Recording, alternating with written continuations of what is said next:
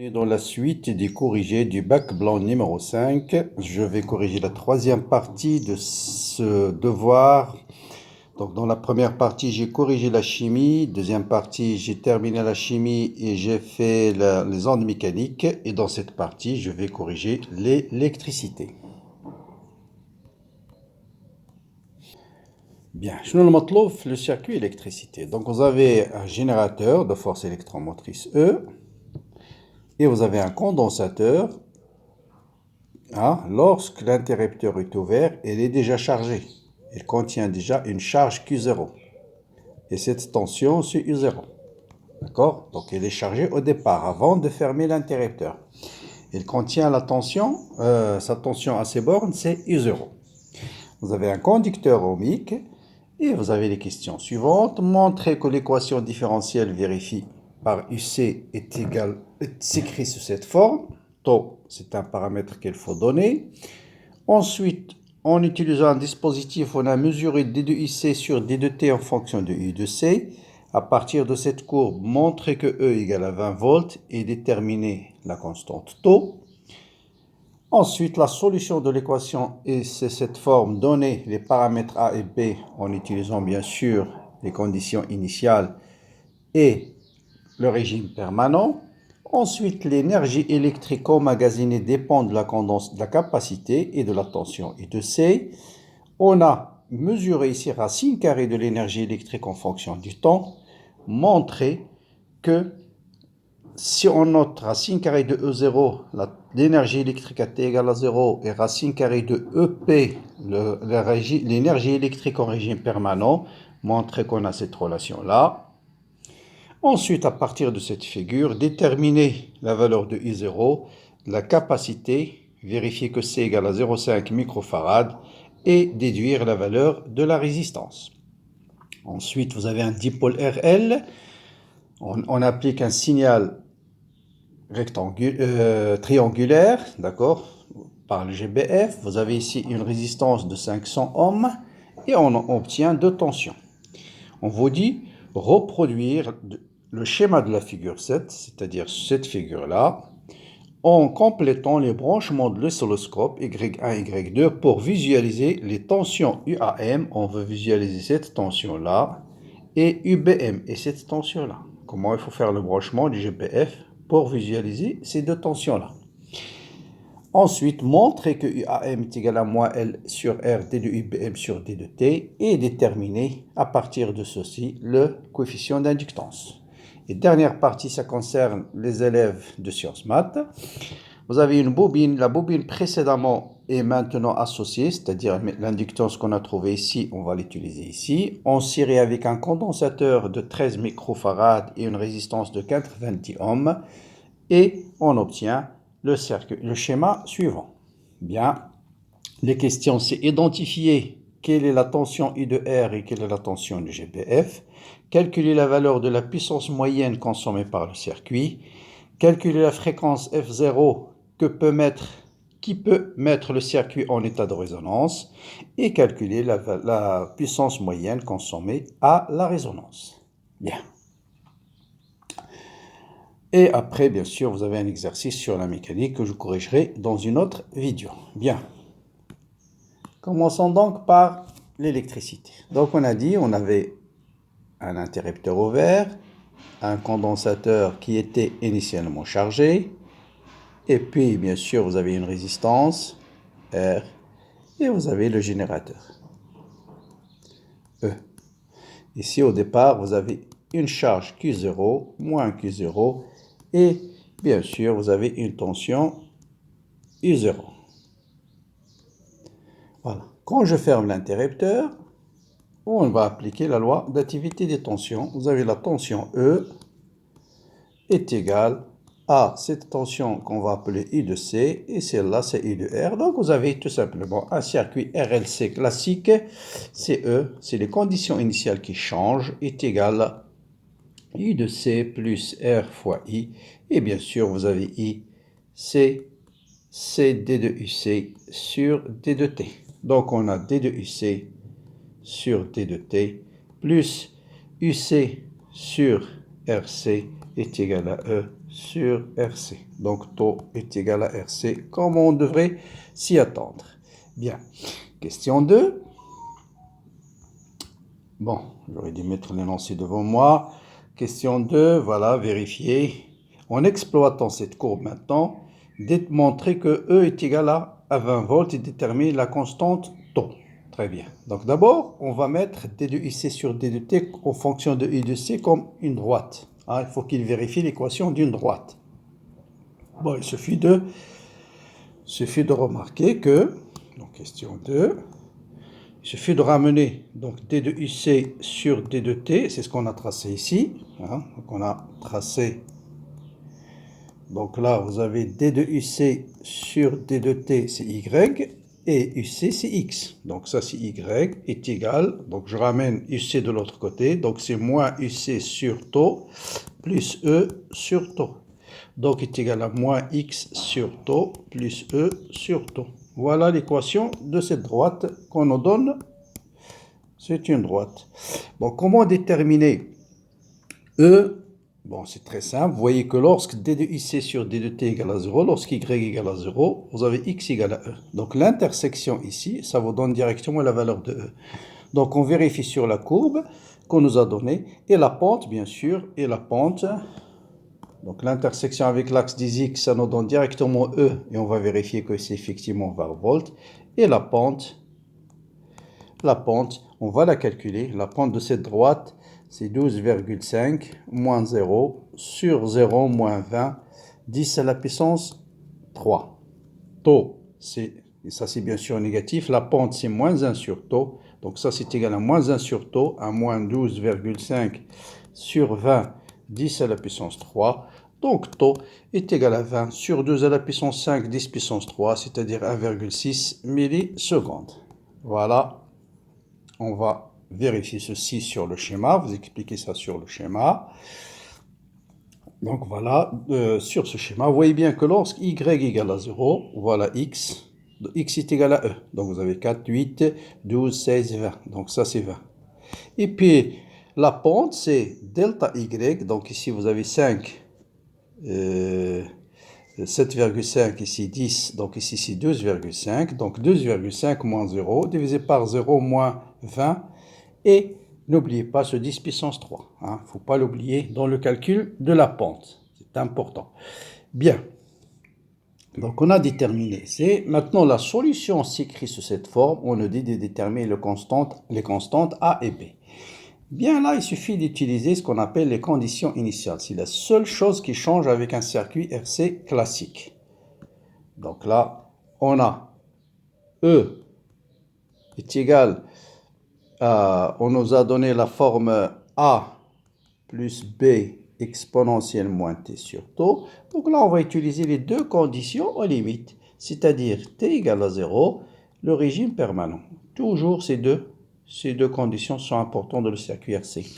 T égale à 0, bon, ça c'est pas E, c'est I de C, pardon, on nous donne la solution I de C. Bien sûr, à T égale à 0, on nous dit IC, c'est pas 0 cette fois-ci, c'est U0. Et à T égale à 0, ça vous donne A plus B. Et en régime permanent, bien sûr, I de C va être égal à E. Et exponentielle moins l'infini 0, A et E égale à A. Donc, je déduis directement que A est égal à E et B est égal à U0 moins E. Donc, I de C, c'est E plus I0 moins E exponentielle moins T sur temps. Voilà l'expression de I de C. Très bien. Quatrième question, on va parler de l'énergie. On nous a donné une courbe qui montre, donc on nous demande de montrer que I0 est égal à racine carrée que de l'énergie électrique à T égale à 0 sur l'énergie électrique en régime permanent. Chaque fois, vous avez toujours des petites questions comme ça à montrer que I de C à T égale à 2 taux, T égale à 3 taux, ou bien en nucléaire, montrer que là, tout simplement, essayez de faire d'abord c'est quoi l'énergie électrique à T égale à 0, c'est quoi l'énergie électrique en régime permanent, et faire le rapport. Et le résultat va sortir automatiquement. Donc, c'est quoi l'énergie électrique à T égale à 0? C'est 1,5 C fois la tension au bord du condensateur à T égale à 0, c'est I0. Elle était déjà chargée. Donc, elle contient une énergie électrique initiale. Et bien sûr, en régime permanent, c'est 1/2 C fois E au carré. Bon, il suffit de faire le rapport. Celui-là divisé par celui-là est égal à celui-là divisé par celui-là. Donc, je vais faire 2 sur 1. Donc, je vais obtenir l'énergie électrique en régime permanent sur l'énergie électrique 0 est égal à E sur I0 au carré. Voilà. Donc, je vais déduire tout de suite que I0 au carré est égal à E au carré multiplié par l'énergie électrique à T égale à 0 divisé par l'énergie électrique en régime permanent. En passant à la racine carrée, vous voyez bien que I0 est égal à E racine carrée de l'énergie électrique 0 divisé par l'énergie électrique en régime permanent. Et c'est exactement la formule qu'on nous demande de déterminer. Bien, maintenant, on nous dit qu'à partir de cette courbe-là, donc là aussi il faut savoir toujours une courbe, qu'est-ce qu'on peut déduire? À partir de cette courbe, voilà, on nous demande de déterminer U0 et C. Qu'est-ce qu'on peut déterminer à part cette courbe? On peut déterminer l'énergie électrique à T égale à 0. On peut déterminer l'énergie électrique en régime permanent. Deux paramètres importants. Bien, si je connais l'énergie électrique en régime permanent, puisque je connais déjà E égale à 20 volts, je peux déterminer la capacité. D'accord? Et l'énergie électrique à T égale à 0, ça va me permettre de déterminer, ou bien je vais utiliser directement, bon, on peut utiliser ça aussi, je vais utiliser directement cette relation, pour ce cas on nous a demandé de démontrer ça, pour déterminer I0. Donc vous voyez bien que racine carrée de l'énergie électrique c'est 4, ici c'est 6, 8, 10, d'accord, donc c'est 10, voilà. Donc racine carrée, ça c'est racine carrée de l'énergie électrique en régime permanent, d'accord? Donc ce terme, donc je vais obtenir que I0 est égal à E racine carrée, bon, la racine carrée c'est déjà la valeur, fois racine carrée de E0 c'est 4, et racine carrée de l'énergie électrique permanente c'est 10. Donc ça c'est racine carrée de E0, ça c'est racine carrée de l'énergie électrique en régime permanent. Donc vous voyez bien que E est égal à I0 est égal à E fois 4 sur 10. Or, E c'est 20. 20 divisé par 10, 2. 2 fois 4. 20 E c'est combien? On avait trouvé 8. Donc I0 c'est 8. D'accord, donc I0, 4. Voilà, 4 sur 10. Donc on a trouvé E0. Voilà, 20. Donc 20 fois divisé par 10, c'est 2. 2 fois 4, c'est 8. Donc on trouve que I0 égale à 8 volts. D'accord? Bien. Maintenant, pour déterminer C, bon, on va utiliser par exemple la capacité à T égale à 0. D'accord? Donc on va noter ici racine carrée de E0, c'est combien? C'est 4. Et on va utiliser ça pour déterminer C0. D'accord? Donc on a racine carrée de I0, on a racine carrée de l'énergie électrique à T égale à 0 est égal à 4. 4, mais 4 c'est 10 puissance quelque chose, non? 4, pardon, c'est la courbe, non il n'y a rien, donc c'est 4 directement. 4, c'est en microjoule à la puissance 1/2, d'accord? Donc ça c'est l'énergie électrique à T égale à 0. Donc ça veut dire quoi? Que l'énergie électrique, si je lève au carré, c'est l'énergie électrique à T égale à 0 au carré, T égale à 4 fois 4, 16, 10 microjoules, 10 moins 6. Ça c'est l'énergie électrique à T égale à 0. Et ça c'est 1/2 C fois U0 au carré. On vient de montrer que U0 est égal à 8. 8 au carré, c'est 64. C'est ça? 64, voilà. Et 64... Bon, on vérifie le calcul en parallèle. 64 divisé par 2, c'est 32.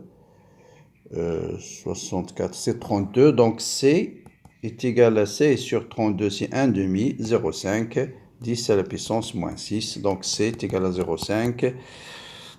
10 moins 6, pardon. Donc, 0,5 microfarad.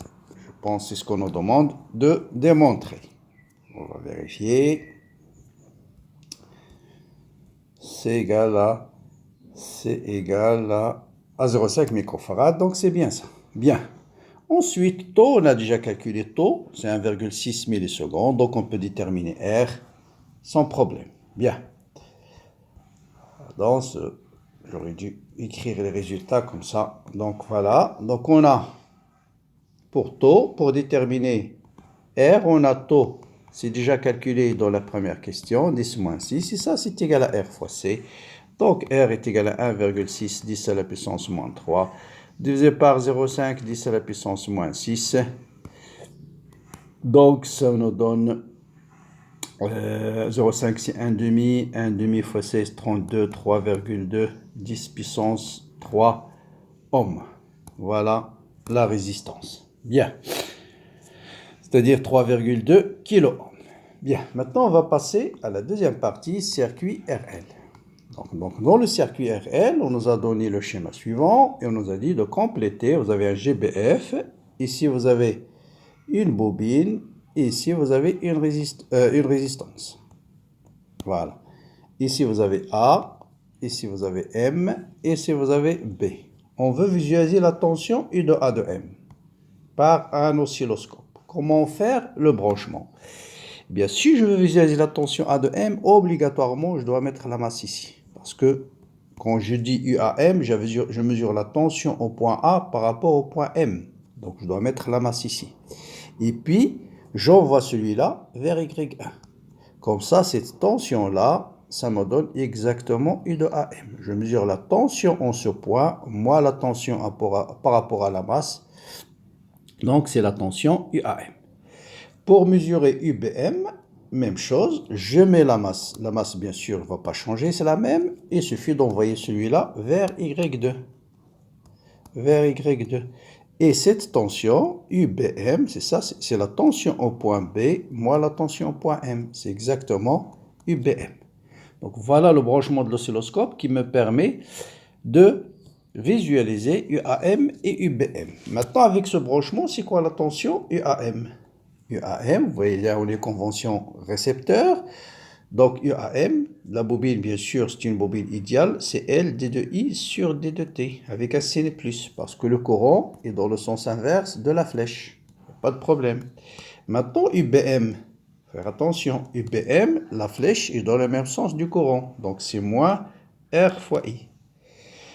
Et bien sûr, donc je peux écrire UAM est égal à L, je multiplie en haut et en bas par R, donc D de R fois I sur R fois D de T.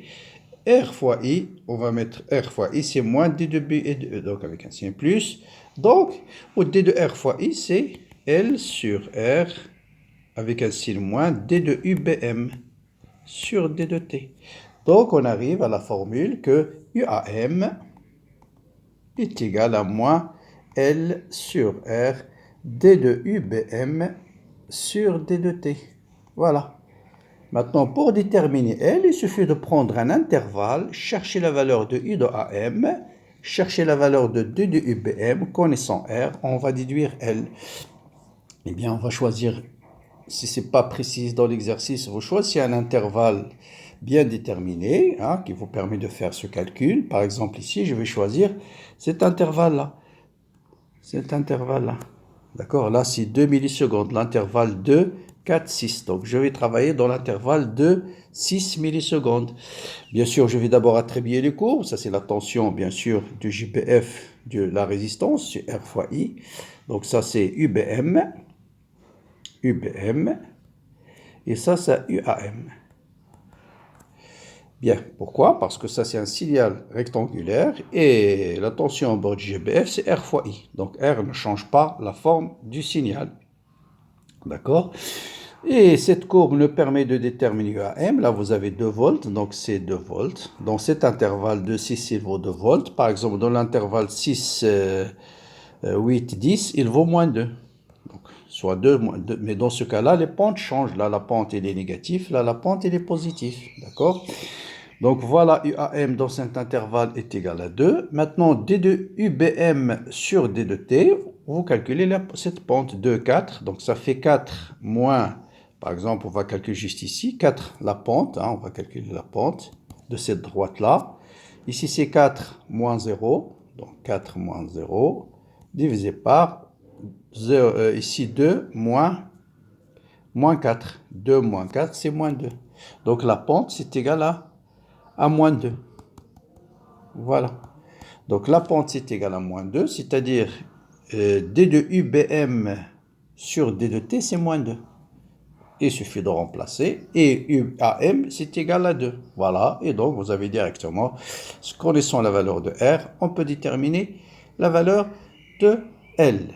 Bien, donc on a dit UAM c'est 2, est égal à moins L sur R, moins 2. Voilà, donc L est égal à, bon bien sûr, il faut faire attention aux unités, hein, c'est 2 de quoi, hein, faire très attention aux unités. Ici c'est, pardon, ici c'est en millisecondes, alors qu'ici c'est en volts. Donc ces deux-là, sur l'axe des X, il faut les multiplier par 10 moins 3, hein, d'accord? Donc c'est-à-dire, moins 2, la pente, ce sera 4, la pente, ce sera 4 moins 0, divisé par 2, ici 10 moins 3. Donc moins 2, 10 puissance 3 ici. D'accord? 2, 10 puissance 3. Parce qu'il se trouve au dénominateur, en haut, ça va devenir 2, 10 puissance 3. Donc ici, donc 10 puissance 3. Voilà. Donc L est égal à R, 10 à la puissance moins 3. R est donné, donc vous avez directement la valeur de L. D'accord? Donc c'est 0,5. R c'est 500, 510 puissance moins 3, 510 moins 3 c'est 0,5, donc est égal à 0,5 Henri. Voilà pour le circuit RL. On va passer au circuit RLC, pardon, circuit RLC forcé. Donc ça concerne les élèves du RLC forcé. Bien, maintenant, toujours question classique, attribuer les cours dans le circuit RLC. Bien sûr, là, il faut faire très attention s'ils ont la même sensibilité verticale. Hein? Donc là, on vous dit 4 volts pour les deux. Donc cette tension maximale U1 max est supérieure à U2 max. Donc obligatoirement, ça c'est la tension du GBF. Et ça c'est la tension aux bornes de la résistance, U de R. Hein, parce que U de G est toujours supérieur à U de R. Donc U de G est toujours supérieur à U de R. Identifier, donc là bien sûr les tensions, donc C c'est 13 microfarad, R 90 ohms, visualiser la tension au bord du U de R et la tension au bord du GBF. Voilà, donc la tension au bord du GBF en module, elle est toujours supérieure à la tension au bord de la résistance. Calculer la valeur. Bon, si vous voulez, pourquoi? Parce que U de R, normalement, bon, je ne sais pas si vous avez fait les notions d'impédance en circuit RLC, parce que normalement, vous avez U de G, loi d'additivité tension, c'est U de R plus U de L plus U de C.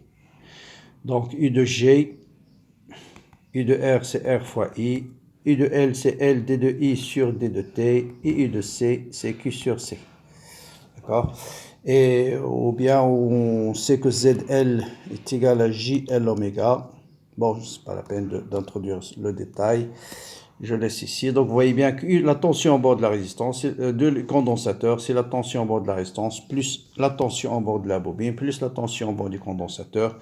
Donc le module de la tension en bord du générateur est toujours supérieur à celui de la résistance. Et bon, ceux qui ont fait les impédances vont montrer que U de G, c'est racine carrée de R carré, plus L D de I sur D de T, c'est L oméga, et Q, c'est l'intégrale, c'est 1 sur C oméga, donc moins 1 sur C oméga au carré, fois I de M.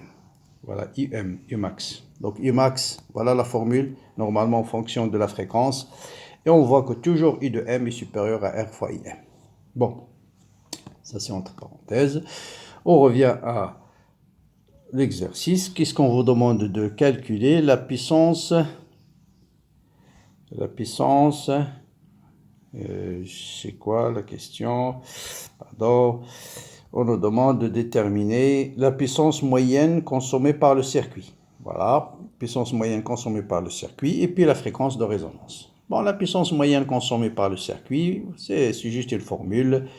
P est égal à U efficace fois I efficace. Donc la puissance consommée par un circuit, c'est U efficace fois I efficace fois cosinus phi. Le déphasage. D'accord? Bon, d'après les courbes, l'oscilloscope nous donne Umax. Vous voyez bien que Umax est 16 volts. Imax, bon, on a Umax, UR max est égal à 10 volts, qui est égal à R fois Imax. Donc, on va déterminer Imax tout de suite. C'est 10 sur R, 10,90, donc c'est 1 neuvième d'ampère. Donc, vous connaissez Imax. Vous connaissez Imax, il vous reste à déterminer le déphasage. Bon, le déphasage, on le détermine directement à partir de la courbe.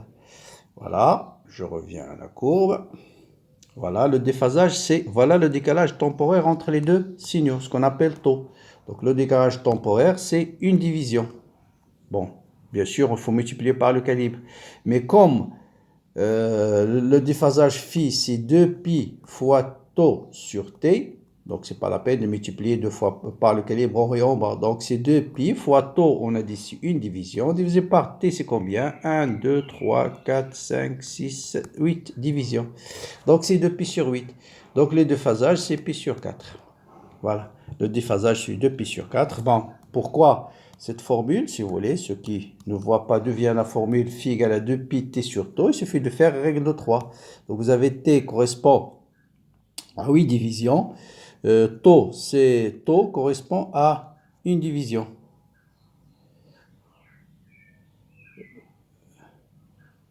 Comme ça, voilà. Donc plutôt secondaire, il faut dire t, une période t correspond à un déphasage de 2pi.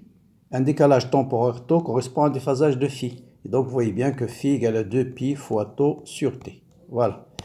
Donc là aussi, il faut bien faire attention. Bon, là, pas de problème. Vous avez un seul axe des temps. Donc, la sensibilité est toujours la même pour les deux signaux. Donc voilà, vous avez le déphasage, vous avez Imax, vous avez Rmax. Vous pouvez calculer facilement votre puissance en watts. Bon, je vous laisse ce soin faire l'application numérique. Donc, la puissance moyenne consommée, ce sera 16 fois divisé par 9 fois... donc, ça c'est efficace. Hein. Attention, il faut diviser par 2. Hein.